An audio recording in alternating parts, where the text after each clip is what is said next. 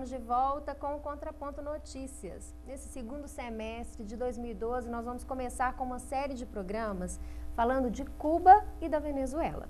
Afinal de contas, nosso programa é o Contraponto e o que mais existe por aí é mentira sobre esses dois países. Então, o professor Zé Luiz, que é aqui do nosso programa Contraponto Notícias e também do Contraponto Cultura, foi até Cuba e foi à Venezuela para conferir se aquilo que se diz sobre esses países na mídia, na imprensa oficial, é realmente o que acontece por lá. E também trouxemos como convidado, que é um especialista em Cuba e em Venezuela, especialista em socialismo, o professor Virgílio Matos, que é grande amigo aqui da gente e está sempre contribuindo com as nossas discussões aqui também no Contraponto Notícias. Professor Virgílio, esclarece para o nosso telespectador por que a gente precisa fazer um contraponto mostrando o que não é dito sobre Cuba e Venezuela. Eu acho fundamental por dois sólidos motivos. Num primeiro lugar, num primeiro plano, você ter gente do povo, gente que pega na rua para falar sobre o momento, dizer com bastante liberdade aquilo que pensa e aquilo que sente sobre o local e o momento que está vivendo. São várias entrevistas em Cuba, inclusive com brasileiros que lá residem. E também na Venezuela, não só com brasileiros que lá residem e trabalham, como também gente que fez questão de ser entrevistada pelo professor Zé Luiz nas ruas. A Telesur, que é uma espécie de TVC, de TV comunitária venezuelana, o professor Zé Luiz teve a sorte de, no momento em que Chávez gravava ali um programa, poder entrevistar dois trabalhadores brasileiros que geram imagens para o Brasil, que estavam ali naquele momento. Enfim, eu penso que é muito interessante para você que é estudante, para você que é vilipendiado por uma informação massiva, antipovo, antissocialismo e, sobretudo, antiverdade. Essa série de programa hoje, nesse primeiro momento, vamos trabalhar com a Venezuela, mas em seguida vamos trabalhar com Cuba, especificamente na cidade de La Habana. Eu penso que é uma oportunidade ímpar para você que está em casa poder ver o lado que a chamada mídia gorda, para a gente emprestar a imagem do Milton Severiano, né, ela não passa. E por que ela não passa? Qual que é o interesse de sonegar as informações verdadeiras do venezuelano da rua, do cubano da rua? O que ele sente, como que ele vê não só o país, mas sobretudo os problemas do país? Professor Zé Luiz, qual foi assim a impressão? Eu sei que não foi a primeira vez que esteve em Cuba, né, especialmente na Venezuela, sim, mas qual foi a impressão? Foi uma impressão boa ou ruim dessa experiência? Não, foi uma experiência fantástica, uma experiência humana muito importante. É a terceira vez que eu fui a Cuba, uma vez, inclusive, nós lecionamos na Universidade de La Habana, na graduação, também no curso de mestrado, e dessa vez nós fomos né, com a TVC, tomamos depoimentos de vários cubanos, estudantes, um estudante de medicina, nós vamos ver um depoimento dessa série de programas, estudante de medicina brasileiro que está fazendo seu curso de medicina lá, assim como vários outros estudantes de medicina brasileiros e de outros países também, que estão estudando em Cuba. E eu acho que o sentimento que dá para a gente, primeiro é um sentimento de que existe solidariedade, a gente pode ter uma outra qualidade de ser humano. Né, que não seja individualista, egoísta, materialista, mas um ser humano solidário. Isso a gente vê muito, muito presente, né, em Cuba, principalmente. Novo, né? Um novo ser... E depois dá um sentimento de revolta, de tanta mentira que é contada aqui no Brasil pela grande mídia sobre Cuba e sobre a Venezuela. De forma nenhuma a gente pode falar que Cuba e Venezuela são ditaduras, não são. São democracias participativas, né? E o que está acontecendo... Democracia diretas, com envolvimento. Nós tivemos lá em comunidades de bairro, né? Vimos associações de bairro, discutindo os problemas do bairro de forma democrática, soluções para os problemas. O que não significa que os dois países não tenham problemas. Tem lógico, problemas. não é o paraíso. Não estou falando aqui também que... Não, e nós não vamos aqui gastar o nosso tempo no programa para falar desses problemas, porque os problemas que nem existem são falados o tempo inteiro. Então, o que a gente quer é proporcionar para o telespectador um contraponto. O Bertolt Brecht, no Alemanha Mãe Pálida, ele dizia que falem vocês das vossas vergonhas, né, que nós falamos das nossas. Eu acho que é uma oportunidade importantíssima para você que está em casa de assistir o venezuelano e o cubano falando dos problemas que tem da forma que eles enxergam e não da forma que as TVs hegemônicas de sinal aberto fazem ou dizem como eles têm que ver a realidade. Uma coisa que também eu acho muito curiosa, em geral, quando nós encontramos venezuelanos que falam mal da Venezuela, são venezuelanos que estão fora da Venezuela há muitos anos e que não se identificam com um governo e com um projeto de sociedade mais solidário, socialista, com redistribuição de riqueza. Ou venezuelanos de classe média alta, de classe alta, que efetivamente vão ter, estão perdendo alguma coisa, porque estão tendo que dividir a sua riqueza e o espaço urbano, inclusive, com os venezuelanos que estavam absolutamente excluídos no país, que tinha muita miséria. E hoje é importante que se diga que os órgãos internacionais, né, apontam a Venezuela, eu achei isso um dado surpreendente, né, mas órgãos internacionais apontam hoje a Venezuela como um país com o menor índice de desigualdade social, melhor índice Gini da América do Sul. Isso é surpreendente, porque isso vem, se a gente acompanhar os índices internacionais, né, de organizações vinculadas à ONU, né, a diminuição da miséria, né, da pobreza, da desigualdade, né, é muito marcante, né, nesses 10 anos últimos na Venezuela. Isso a gente fala dos venezuelanos que reclamam da Venezuela e os cubanos que são os de Miami que reclamam de Cuba. Um dado para quem vive em Belo Horizonte, um dado importantíssimo: o transporte privado de péssima qualidade, como é o transporte coletivo em Belo Horizonte. Em La Habana, há um problema crônico de transporte público. Mas o transporte é público e eu não consigo, eu conversava com o professor Zé Luiz, qual que é o correspondente, seria 0,1 centavo, não existe essa unidade em real, dividido por 100. É um milionésimo. É simbólico, né? A tarifa de transporte público. É complicado? É muito complicado. Tem melhorado? Tem melhorado sobejamente, por paradoxal que possa parecer.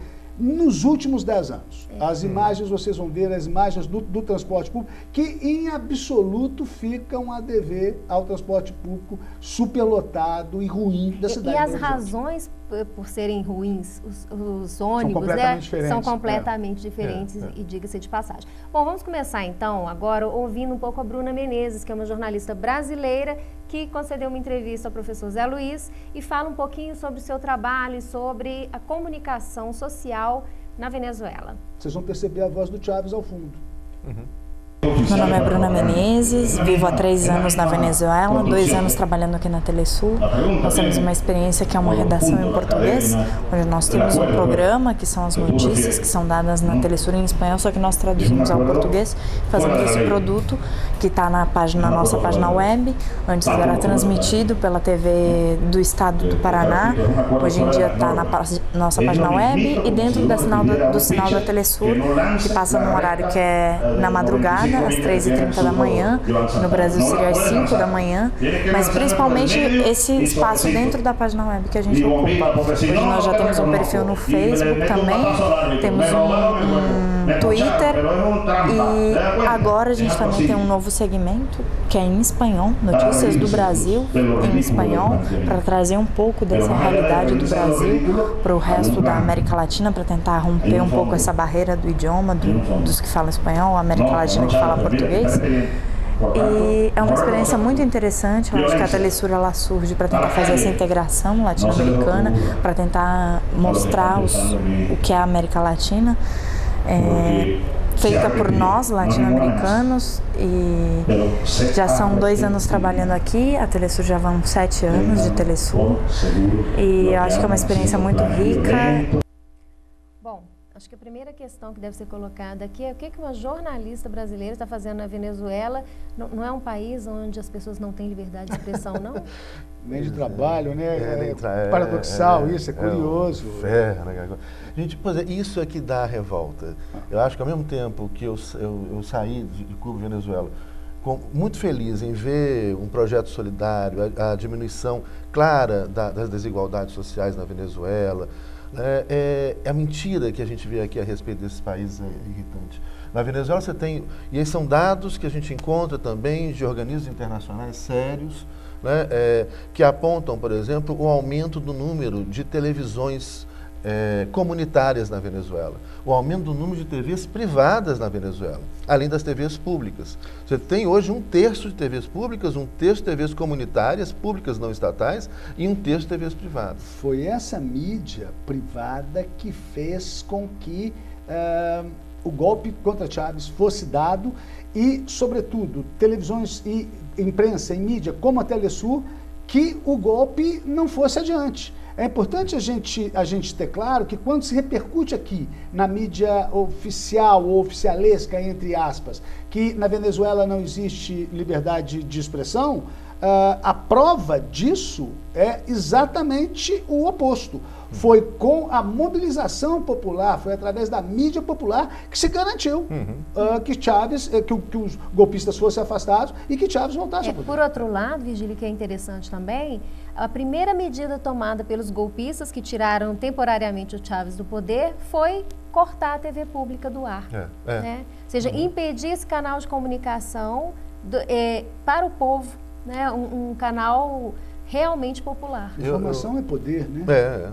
Eu estive num local simbólico, importante, onde tem um monumento em homenagem, em lembrança a 9 venezuelanos, cidadãos, que foram assassinados pelos golpistas. É um episódio que é retratado naquele documentário que você encontra no YouTube, encontra na internet fácil, que chama A Revolução Não Será Televisionada. O telespectador deveria assistir, é um documentário muito bem feito por 2 jornalistas irlandeses que se encontravam no Palácio de Miraflores quando foi dado o golpe.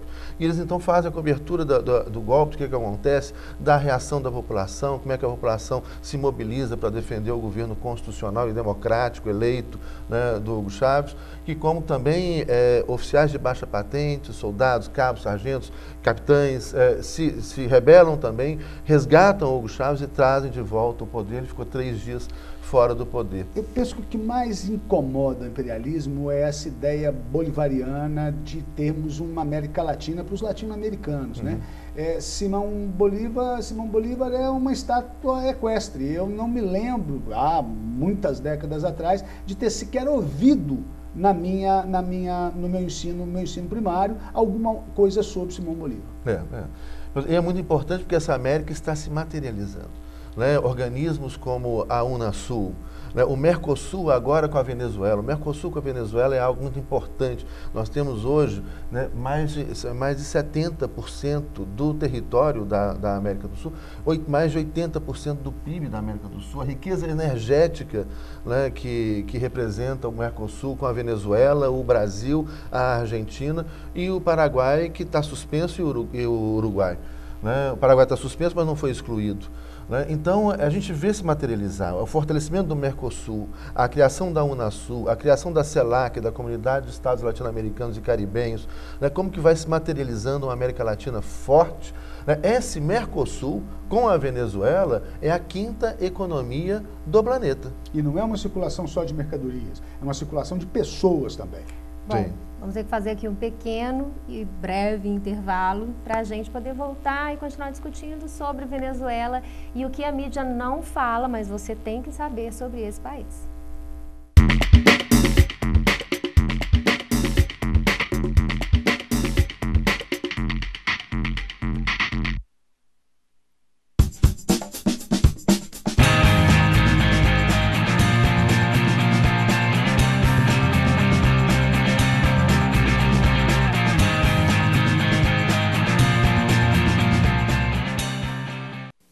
Sempre que a senhora me vê na televisão, a senhora logo pensa: oba, tem produto de limpeza novo chegando.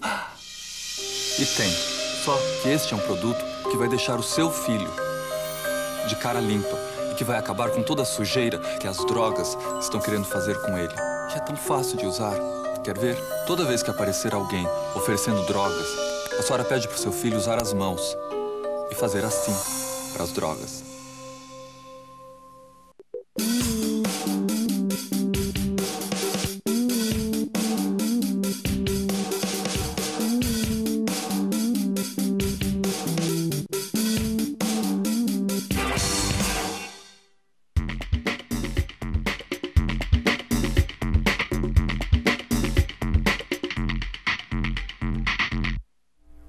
Estamos de volta com Contraponto Notícias e esse é o primeiro programa de uma série de Contraponto Notícia que vai falar sobre Cuba e Venezuela.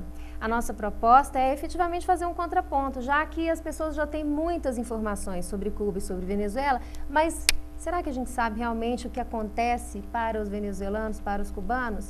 O professor Zé Luiz Quadros, de Magalhães, foi até Cuba, foi a Venezuela para conferir. Professor Zé Luiz, a imprensa, a gente terminou aqui o primeiro bloco falando sobre a questão da liberdade de imprensa, né? É proibido falar do Hugo Chávez na Venezuela? Não, gente, você vê na televisão. É o que mais se fala. É o que mais se fala. É que você vê na televisão. Primeiro, eu fiquei, é algo também que eu tinha que fazer, conferir. Então, com o tempo que eu estava no hotel, ficava mudando os canais e vendo os canais venezuelanos. Tem vários canais, e os canais contra o Chávez falam tudo, falam mal, fazem propaganda num nível baixo, grosseiro, inclusive, mas falam, tem esse negócio. E, inclusive, algo que eu vi na Telesur, com os jornalistas brasileiros que trabalham na Telesur, né, nós tomamos depoimento de 3 jornalistas brasileiros que trabalham lá, são 4 no total. Eles falam, olha, dentro da Telesur, a Telesur não é uma TV do Chávez, é uma TV pública, não governamental, ela é pública, onde você tem jornalistas de toda a América Latina, de todo mundo, inclusive, né, trabalhando ali das mais variadas tendências políticas. Não é só chavista, não é só socialista, não. Você tem jornalistas de várias tendências que fazem um trabalho sério, documentário, estão mostrando, né, dando voz à América Latina, não só à Venezuela. Então é um trabalho muito sério, você vê com muito espaço de liberdade. Nós andamos, né, pelas ruas, conversamos com as pessoas, tomando depoimentos também de cidadãos venezuelanos, né, sobre o que está acontecendo. E vocês não tinham medo de andar nas ruas? Pois é, olha, isso é um outro dado interessante. A Venezuela é um país, ainda há uma criminalidade muito alta. Criminalidade que não existe em Cuba. Não existe criminalidade em Cuba. A criminalidade que existe muito alta na Venezuela. Mas agora há, dentro das metas do Estado, do governo bolivariano, da redução da criminalidade. Padrões pernambucanos, para você que está no universo brasileiro, ter mais ou menos uma ideia. A criminalidade que há ali, padrões pernambucanos. Né? O que significa isso? Significa, eu não suporto esse negócio de número de homicídios por 100 mil, acho isso uma baboseira, mas significa que há muito homicídio, infinitamente menores as taxas do que a cidade de Belo Horizonte, muito atraco, o roubo com emprego de faca, né? Não é uma criminalidade que a gente lamentavelmente tem se acostumado, entre aspas, sobretudo na região sudeste. Padrões pernambucanos, insisto, onde a criminalidade tem decaído nos últimos 5 anos, mas, sobretudo, o índice de crimes violentos, crimes contra a vida. Né? E aí, professor, veja uma coisa, professora Tatiana, interessantíssimo. Uma das estratégias do governo Chávez para restaurar as instituições venezuelanas e criando novas instituições que vão substituindo as antigas. Então, por exemplo, existe hoje a nova polícia bolivariana, que eu vi essa polícia em ação e vi depoimentos de pessoas. É uma polícia que respeita o cidadão, não invade as favelas, não invade a casa de ninguém, respeita. Se tem um cidadão bêbado, leva o cidadão até em casa. Né? Ela é formada dentro de outros... Não é uma polícia antipovo. Não é uma polícia antipovo. Como a gente vê, por exemplo, muito em São Paulo. Acho que São Paulo, do jeito que as coisas andam em São Paulo, se não existisse polícia, a criminalidade cairia para metade em São Paulo. Né? Então você tem uma polícia antiga que está sendo extinta, corrupta, horrorosa, e uma nova polícia que está sendo formada, não corrupta, séria e não antipovo, ou seja, a favor do povo, para defender a segurança de todos os venezuelanos, não apenas dos ricos ou dos proprietários, mas também das pessoas que moram em casas pobres e etc. Isso é muito interessante. E essa mescla também, né, de construções novas em lugares de classe média alta, né, em lugares da burguesia, isso eu acho genial do Chávez, de pessoas de baixa renda estarem sendo mescladas às habitações populares nesses antigos bastiões. Eu acho que isso aí merece um pouquinho mais de atenção, mas antes da gente voltar a essa questão urbana, professor Virgílio, vamos ouvir mais um depoimento? Okay. Tem mais um jornalista brasileiro que tem aí alguma coisinha para falar pra gente. Meu nome é Leonardo Fernandes, eu tenho 27 anos, sou formado em jornalismo no Brasil. Vim para a Venezuela em 2008, logo depois de formar em comunicação, sem muitas perspectivas de trabalhar com o jornalismo que eu realmente acreditasse. Eu sempre fui muito apaixonado pela comunicação, pelo tema da comunicação, mas as perspectivas de trabalho no Brasil estavam cada vez mais difíceis e eu sentia que precisava explorar outras possibilidades. Aqui na Venezuela eu digo sempre que eu me redescobri no jornalismo, assim, eu me apaixonei novamente pelo jornalismo depois de formar e sem as perspectivas que eu gostaria de ter no Brasil. Eu durante um tempo cheguei a pensar em não exercer a profissão por algum motivo, né? Porque eu não queria vender a minha alma, porque eu não queria fazer um trabalho que eu não gostava, então melhor ser outra coisa, ser professor, enfim. E aqui o contato com a comunicação popular, num primeiro momento, eu faço parte de um coletivo de comunicação popular aqui que chama Depana. Nós temos um jornal mensal, além do jornal fazemos atividades com as comunidades, atividades de formação de comunicadores populares. E esse primeiro contato com a comunicação popular, através de um incentivo do próprio Estado venezuelano a essa prática de comunicação, foi que me fez apaixonar novamente pelo jornalismo. Depois, casualmente, eu vim parar na Telesur, porque a Telesur tem uma equipe em português, precisava necessariamente de pessoas que falassem português, e foi uma casualidade o fato de eu vir parar na Telesur. Uma amiga me indicou para ocupar um posto que não era para jornalista, mas era para uma pessoa que falasse português.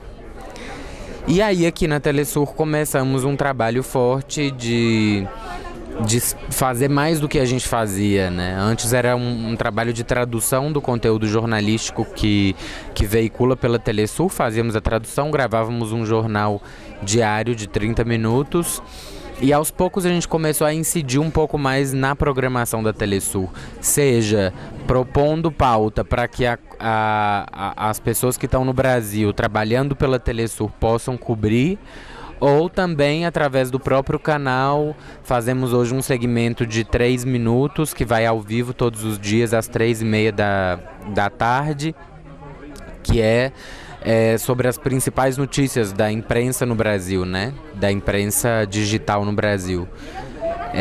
E agora estamos em processo de montagem de um novo programa para a Telesur que quer vincular mais ainda o que está sendo produzido no Brasil com o que está sendo produzido por nós aqui na Venezuela, quer resgatar um pouco mais as produções audiovisuais que são feitas pelos meios, tanto pelos meios comunitários e alternativos como pelos próprios movimentos sociais, criar espaços para que esse material possa ser veiculado pela Telesur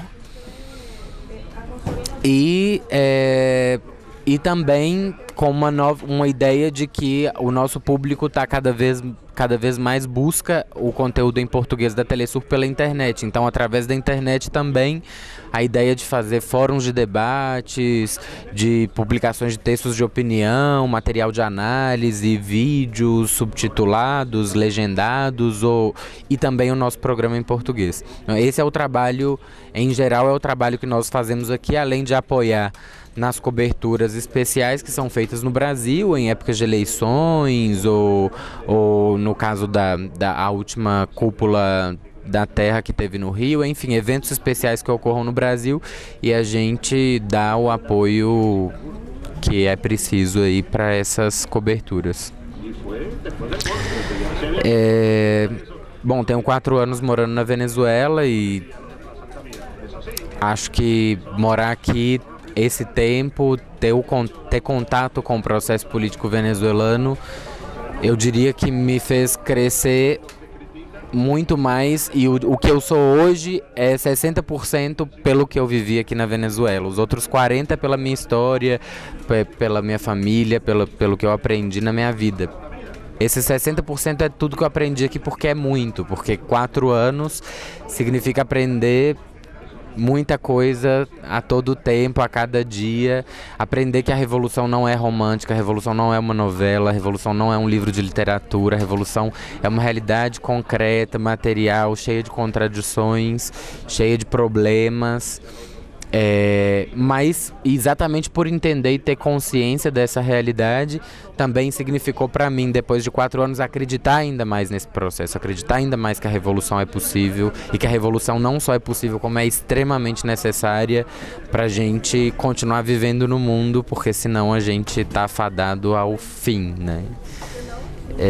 Eu acho que isso é o mais importante, assim, para mim, como militante, como jornalista, como brasileiro que muitas vezes excluído da informação, como a grande maioria dos brasileiros. Tudo que está acontecendo na Venezuela não chega no Brasil, e eu digo que não chega porque quando eu morava no Brasil, quando eu estava lá, pouco conhecia sobre a Venezuela, né? Se sabe o que é reproduzido pelos meios privados do Brasil, mas pouco se sabe sobre o que realmente está acontecendo aqui.